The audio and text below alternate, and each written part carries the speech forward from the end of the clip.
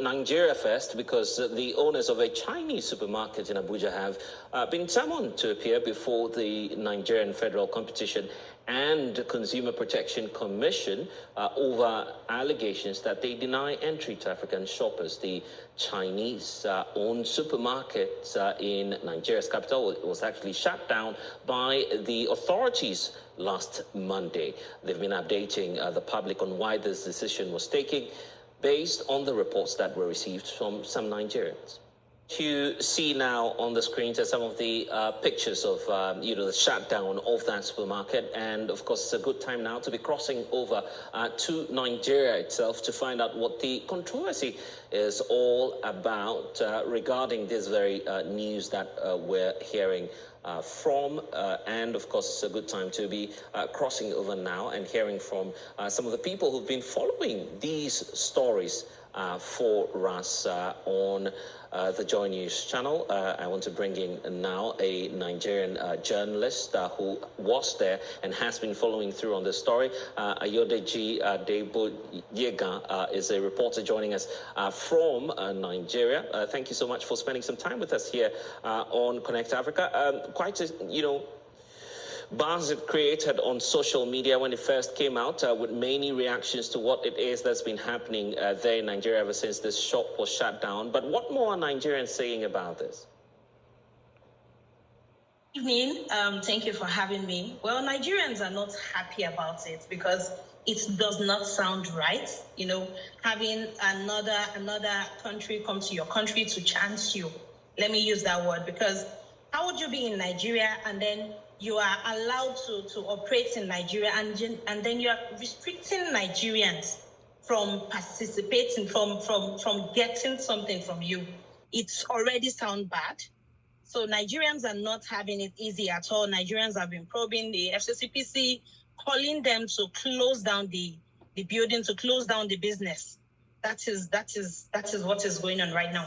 Interestingly, you were part of that, of course, force.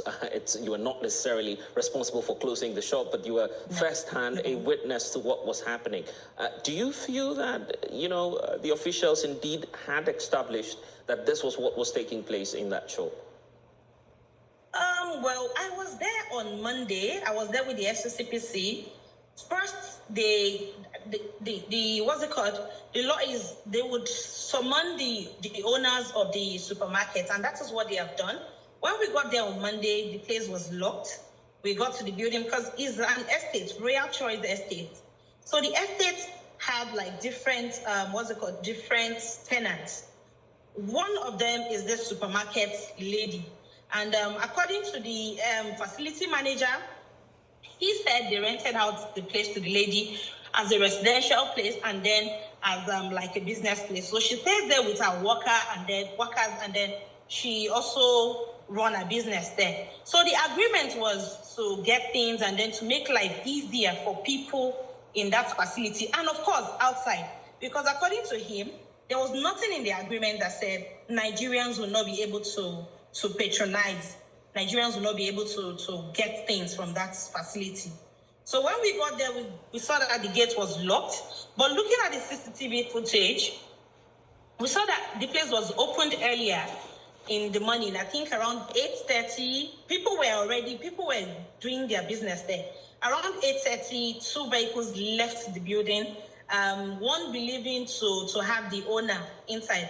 The owner go by the name Cindy Bay, I think, we've learned. So since that time, the place has been locked, but the summon has been served. The FCCPC posted the summon on the gate, and then she's expected to show up at the commission by Wednesday, which is tomorrow, 11 a.m. Wednesday tomorrow.